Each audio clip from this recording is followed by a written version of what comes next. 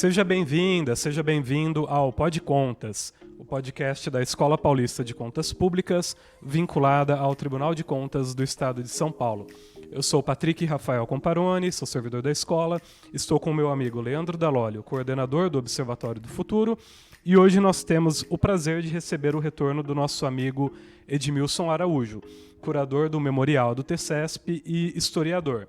No episódio 125 do Pod Contas, o Edmilson esteve conosco recebendo historiadores do Arquivo Público do Estado de São Paulo para contar a primeira parte da história do Tribunal de Contas do Estado de São Paulo, primeiro centenário. Hoje, o Edmilson retorna ao Pod Contas e vai prosseguir nos contando essa história centenária. Edmilson, seja mais uma vez bem-vindo e obrigado por voltar a participar do Pod Contas. Eu que agradeço pelo espaço, estar mais uma vez aqui, e hoje a gente vai continuar então com essa história, abordando o livro A História do Tribunal de Contas do Estado de São Paulo, primeiro centenário. Hoje nós vamos discutir os outros dois capítulos, o capítulo 2, Ordem Liberal e Planejamento na Experiência Democrática, e o capítulo 3, o Tribunal de Contas do Estado de São Paulo e a Ditadura Militar. Perfeito. Na sua primeira participação, eu gostaria que você, de modo semelhante ao que estamos acostumados a ver nas séries, quando há continuação de um episódio ou início de uma nova temporada, você resumisse para a nossa audiência o que vimos no primeiro episódio que você tratou da história do TCESP. Então, Leandro, no primeiro episódio que tratou da história do tribunal, que foi o episódio 125 do Pod Contas, o Tiago Nicodemo, diretor do Arquivo Público, e o Fernando Ribeiro, que é chefe de divisão também do Arquivo Público, eles falaram sobre o início do tribunal, 1924, a fundação, os primeiros acontecimentos, a importância do ex-presidente Washington Luiz, que, aliás, acerca do ex-presidente Washington Luiz, eu chamo a atenção que atualmente no Memorial do Tribunal de Contas do Estado de São Paulo, nós estamos com uma exposição acerca da vida e da trajetória política do ex-presidente. Então eu convido já a nossa audiência a visitar o nosso memorial, que fica no mesmo endereço do Tribunal de Contas, Avenida Rangel Pestana, 315, aberto de segunda a sexta, das 10 às 15 horas. Então, conhecer um pouco mais tanto da história do tribunal como da história do presidente Washington Luiz. Mas como eu havia comentado, então naquele momento eles explicaram acerca da fundação do Tribunal de Contas e depois digamos assim, os acontecimentos da política, tanto nacionalmente como no nosso estado, que fizeram com que o tribunal fosse fechado em 1930. Ele foi, na verdade, extinto. E agora, no episódio de hoje, nós vamos comentar a retomada, que foi exatamente em 1947. Então, agora entrando nessa segunda parte da história do TCESP, Edmilson, queria começar perguntando para você qual foi a principal mudança no perfil do Estado entre os anos 1950 e 1960 em relação à execução de obras e à prestação de serviços públicos e de que forma isso impactou as atividades do TCESP. Então, pela leitura do livro, pelo que os escritores, né, os estudiosos concluíram, é que foi o seguinte: o Estado brasileiro ele parte de uma atuação mais tradicional, onde o próprio Estado era o executor das obras e era o fornecedor, digamos assim, dos serviços públicos, para uma postura mais desenvolvimentista e mais descentralizada.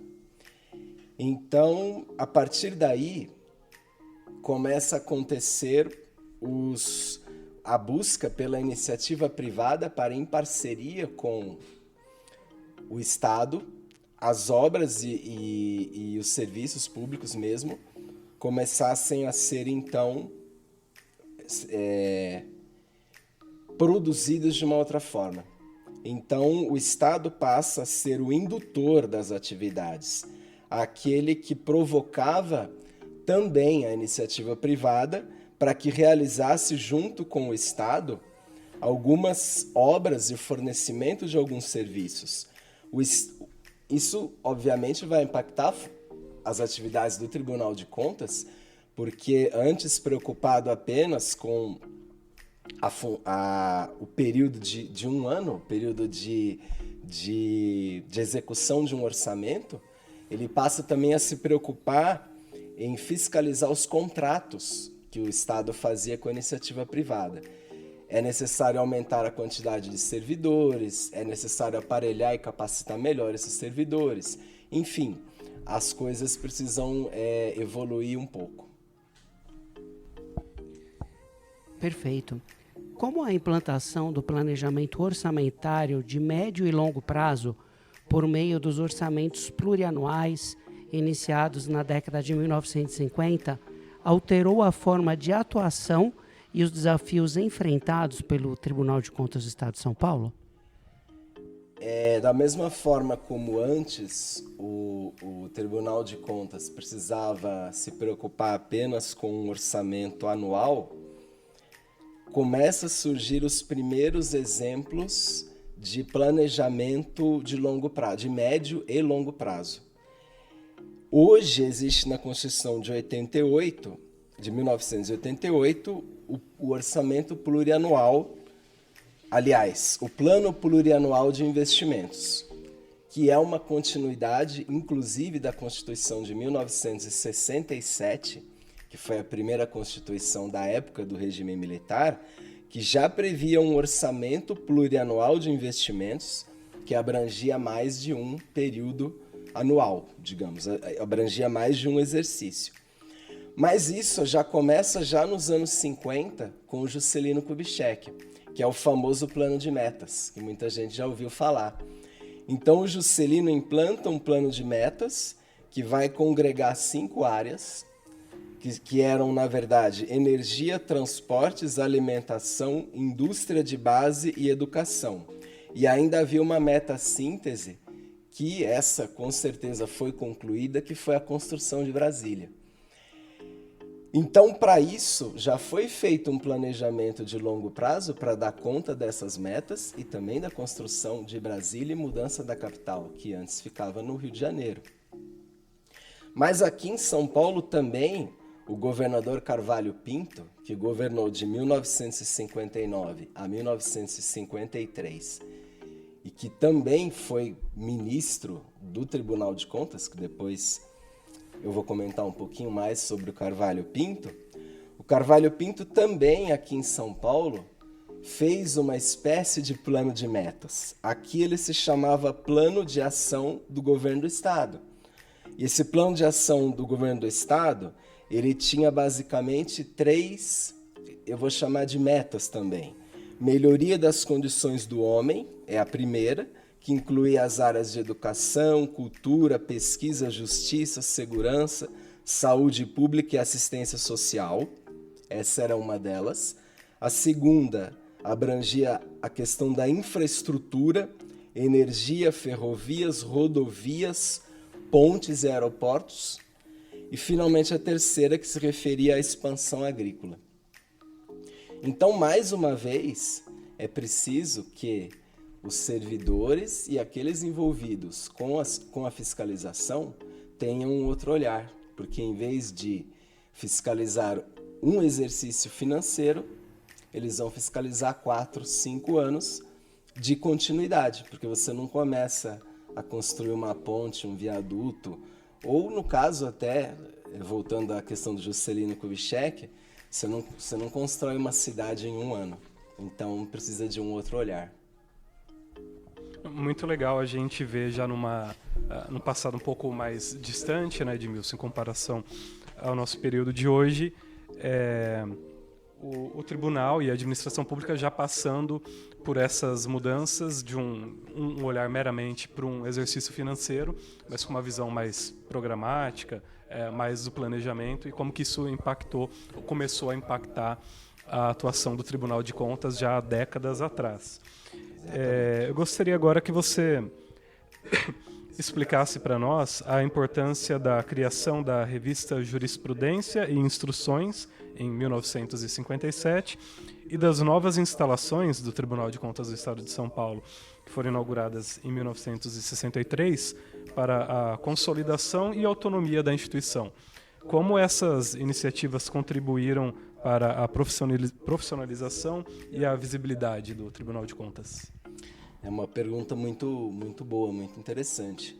A revista Jurisprudência e Instruções, ela surgiu em 57 e ela foi importante porque ela foi um meio de divulgação e também de transparência. Porque num tempo que não existiam tantas revistas ou tantos meios de divulgar, como temos hoje, internet e os meios de comunicação hoje são muito avançados em relação ao que tínhamos lá na década de 1950. Então essa revista, ela proporcionava que não só os ministros, não só estudiosos da área, mas também estudantes divulgassem teses, às vezes mesmo teses de mestrado, ou, digamos assim, artigos que discutiam controle externo, que discutiam questões que tinham a ver com os tribunais de contas, não só do Estado de São Paulo, mas os tribunais de contas do Brasil, o Tribunal de Contas da União. Então isso realmente fortaleceu a identidade do órgão. E, por que não, volto a falar, com um mecanismo de transparência, já que não havia lei de transparência, nem havia um site onde você podia baixar um artigo ou uma entrevista de alguém, ou mesmo um podcast como esse. Então a revista era muito mais importante do que a gente imagina hoje. Depois ela foi mudando de nome, Jurisprudência e Instruções, ela passou a se chamar Revista do Tribunal de Contas do Estado de São Paulo, creio eu que nos anos 1970, e mais recentemente Revista TCESP, então ela passou a ser somente digital nos anos 2000 e recentemente creio que ela não seja mais publicada, mas até o final ela foi bastante interessante, tanto que você teve a publicação da revista comemorando os 90 anos do Tribunal de Contas, os 95 anos do Tribunal de Contas, e não teve a dos 100 anos, porque a dos 100 anos já foi o livro que a gente está discutindo. Mas o livro comenta uma série de teses e discussões que a revista trouxe para o conhecimento e para o âmbito dos tribunais. A inauguração da sede, mais ainda, ela reforça a identidade, ela reforça a autonomia do Tribunal de Contas, porque antes o tribunal nunca havia tido um imóvel próprio, nunca ocupou um imóvel que fosse do Tribunal de Contas. Então a história é a seguinte: lá em 1924, o tribunal funcionava na rua Álvares Penteado, só que era Álvares Penteado número 10. Então, se você for agora lá no centro de São Paulo e você procurar a rua Álvares Penteado, você vai ver que ela começa pelo número 20. Do número 1 ao número 19 não existe mais. Então, essa é uma pesquisa que, inclusive, eu quero desenvolver, nós já estamos pesquisando. Provavelmente a gente vai ter que procurar o arquivo público municipal, nesse caso, para saber se ou mudou a numeração e ainda existe o prédio, ou que é mais provável que o prédio já tenha sido, infelizmente, já tenha sido demolido. Mas na época era um prédio cedido, porque ele pertencia à Recebedoria de Rendas do Estado, que é um órgão que nem existe mais. Mas enfim, era um prédio cedido. Quando o tribunal foi reaberto na segunda fase, em 1947, ele foi reaberto na Avenida Ipiranga, 586. Esse prédio ainda não tive a curiosidade de visitar, mas ele deve existir ainda, né? Creio eu. Depois da Avenida Ipiranga, não sei se nos anos 1960, possivelmente sim, ele passou para a Rua do Ouvidor. E esse até alguns servidores aposentados mais antigos, que estão aposentados há muitos anos, alguns até ainda se lembram, ou ainda comentam, pelo menos, que trabalharam com colegas que chegaram a exercer as suas funções na Rua do Ouvidor ainda, né? E, finalmente, em 1963, aí sim foi inaugurado o prédio sede. O prédio sede, temos inclusive no livro, tanto no livro histórico como para quem for visitar o memorial, na nossa linha do tempo, a gente tem a foto da assinatura da cessão do terreno para a construção do prédio. O governador Carvalho Pinto, na época que fez essa cessão do terreno, tem lá a foto.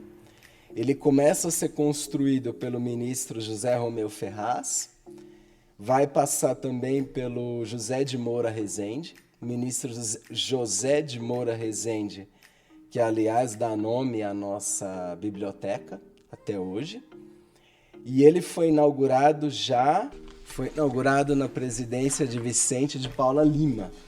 Porém, na placa, se vocês perceberem, entrando no prédio sede, quando você vai para a esquerda, onde tem um elevador que antigamente era conhecido como elevador das autoridades, ali tem uma placa de inauguração do prédio sede, que diz que ele foi inaugurado em 24 de janeiro de 1963, e nesta placa ele faz homenagem exatamente aos dois presidentes da época da construção, que foram o ministro José de Moura Rezende e o ministro Alcindo Bueno de Assis, que exatamente no dia da inauguração do prédio, ele é o responsável por falar em nome do Tribunal de Contas.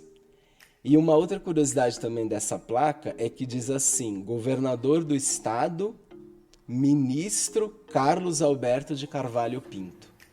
Porque, mesmo sendo governador do estado, ele continuava ministro do TCESP. É interessante como o conceito de transparência ele vai evoluindo ao longo do tempo, né? E como o Tribunal de Contas ele sempre teve esse papel de destaque, esse papel para fomentar essa questão da visibilidade, essa questão de divulgação de boas informações públicas, né? Sobre essa última parte da sua resposta, eu queria fazer uma pergunta para ti. Pela leitura do livro histórico, a gente percebe que entre a reabertura do tribunal em 1947 e ao menos até 1969, havia a possibilidade de ministros do TCESP se afastarem do cargo para exercer funções políticas, mediante licença e posteriormente retornar ao tribunal. De que forma isso podia impactar o TCESP? Exato. Podia, e isso não era nada ilegal, porque a legislação da época permitia esse tipo de atitude. Entretanto, eu vejo aí dois problemas principais. Um deles, talvez menos grave, mas também complicado, é exatamente a descontinuidade na administração, porque hoje eu sou conselheiro, hoje eu sou ministro, sei lá, e amanhã eu sou chamado pelo governador para, então, passar a compor o executivo, passar a ocupar uma secretaria, e aí eu vou embora e peço licença, vou embora, e as coisas, quer dizer, ficam complicadas porque é uma quebra na gestão do Tribunal de Contas e no trabalho que você vinha então desenvolvendo. Mas tem um outro aspecto que é um pouco mais grave, que é o seguinte: para exemplificar e para deixar mais claro, eu vou exatamente pegar o exemplo do ex-governador Carvalho Pinto. Em 1956, durante a gestão, se eu não estiver enganado, do ex-governador Jânio Quadros, na época era o Jânio Quadros o governador, ele foi chamado para ocupar uma secretaria, que era exatamente a Secretaria de Finanças. Só que ele foi também convidado para ser ministro do Tribunal de Contas do Estado de São Paulo. Aí ele tomou posse como ministro no dia 13 de janeiro. Então ele assume o cargo de ministro do Tribunal de Contas e 2 dias depois, no dia 15, ele pediu licença do cargo e retornou para a Secretaria de Finanças.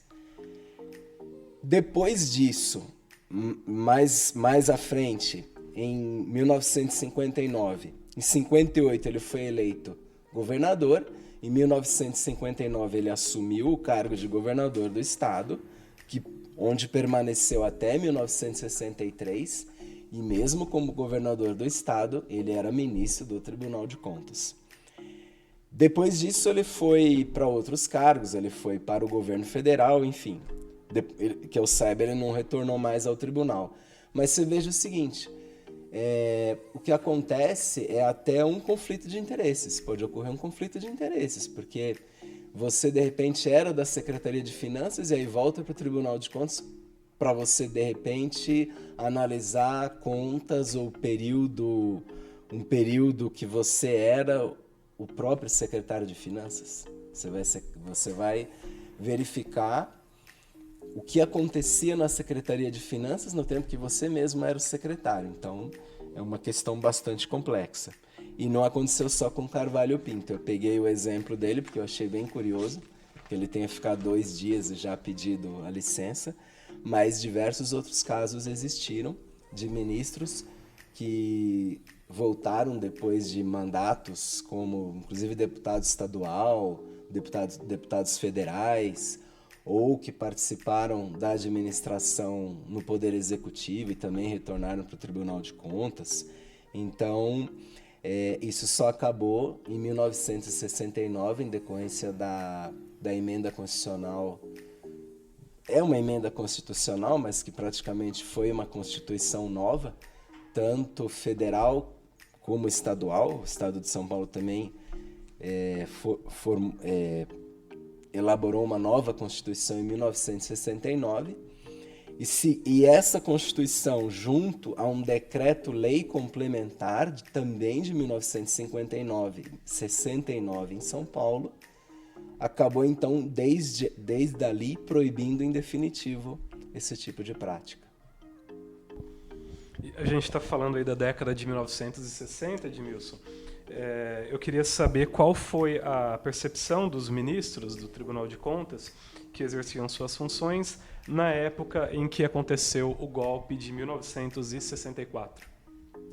No começo, a percepção dos ministros, aquilo que eles entendiam, era que era uma oportunidade até mesmo de fortalecer o Tribunal de Contas, porque os ideários do golpe, os promotores do golpe, eles divulgavam que o regime militar, o novo regime, iria acabar com a corrupção no Brasil. Ou pelo menos eles iam tomar providências para que os casos de corrupção parassem de acontecer e que houvesse o melhor uso, o melhor cuidado com o uso do dinheiro público. Então, exatamente é mais ou menos o que o Tribunal de Contas deve fazer, ou deveria ter feito, ou fazia, não é? Então, de acordo com o que o Tribunal de Contas tem como sua função principal, os conselheiros entendiam que era um momento para que o Tribunal de Contas ganhasse mais força, mais autonomia, e que seria bom.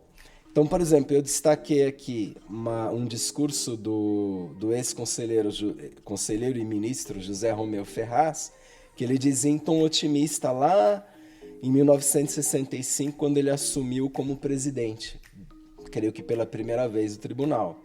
Ele disse o seguinte: não se pode ignorar que em abril de 1964 houve uma revolução no Brasil, a qual invocou como uma das razões fundamentais do movimento vitorioso graves desmandos na administração financeira, onde campeava infrene corrupção por parte de seus agentes. Ou seja, essa corrupção seria combatida com apoio, com ajuda, com auxílio do Tribunal de Contas.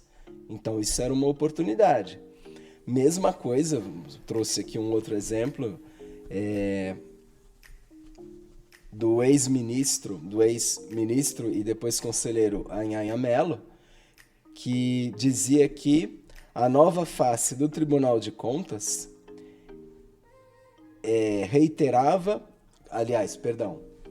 o ministro reiterava, mesmo em 1970, apesar de que começou a haver um movimento de mudança frente à postura dos ministros em relação ao golpe de 1964, mas ainda havia menções elogiosas. Já estava acontecendo alguma coisa diferente, mas ainda havia menções elogiosas. Então vai dizer o ministro Anhaya Mello, a nova face do Tribunal de Contas, ele reiterou a postura elogiosa face às medidas do regime autoritário e o papel político dos tribunais de contas, que a partir de então ganhava fôlego. É mais ou menos isso. Agora, Edmilson, para a gente finalizar, já agradecendo mais uma participação sua aqui no Pod Contas, eu queria falar sobre essa mudança no posicionamento, né? Pelo que você colocou, imagino que seja possível afirmar que, ali durante os anos 1970, o posicionamento dos conselheiros frente ao regime militar foi sofrendo alterações. Nesse caso, as impressões dos conselheiros se tornaram menos otimistas em relação ao regime? Sim, com certeza. Isso foi acontecendo de maneira gradual. Não foi que de repente eles começaram a criticar o regime, não. Eles tinham ainda nos seus discursos, nos seus escritos, menções elogiosas, mas dentro desses discursos ou desses textos, eles já colocavam pequenas críticas, dizendo que não era bem assim, que poderia... havia um certo exagero, enfim, isso de maneira muito sutil. Entretanto, no final dos anos 1970, com a abertura lenta, gradual e segura da época do ex-presidente Geisel, o final do governo do Geisel, e principalmente começo dos anos 1980, quando a maioria das instituições da sociedade civil já clamavam por maior abertura democrática, aí sim as críticas começaram a ser mais evidentes, mais claras, né? Então eu separei novamente, aqui sim, um texto que foi uma moção do conselheiro Anhaya Mello também, novamente. Você veja, o próprio Anhaya Mello que saudou o golpe, né? Que elogiou, né? Fez elogios. Agora, no dia 31 de março de 1982, que era exatamente aniversário do golpe, ele escreveu o seguinte para o presidente da corte na época, presidente da Corte de Contas: senhor presidente, pedi a palavra para dizer da minha satisfação de ver a Revolução madura e de, nesse instante, estando à testa dela o eminente presidente Figueiredo, que já era o general Figueiredo, o presidente da República, desde 79, que traz como promessa, que ainda não se tornou realidade, a redemocratização deste país, acho que todos nós deveríamos nos unir à sua excelência para que, na maioridade da revolução, ela que se encontra na maioridade, pudesse votar. Aos 18 anos, todos podem votar. Então, o que ele quer dizer? Que tem que voltar a haver eleições diretas, que é um movimento que, inclusive, vai se acentuar lá em 1984, há o movimento das diretas já. Em 1985, o presidente José Sarney vai assumir, é o fim do regime militar, enfim. Aí eu queria até, antes de terminar, falar também do perfil dos conselheiros.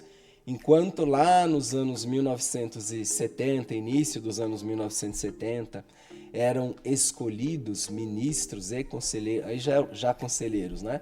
Conselheiros que anteriormente, na trajetória política deles, eles haviam feito parte de partidos. O partido era único, na verdade, aliás, 2 partidos só, era Arena e MDB.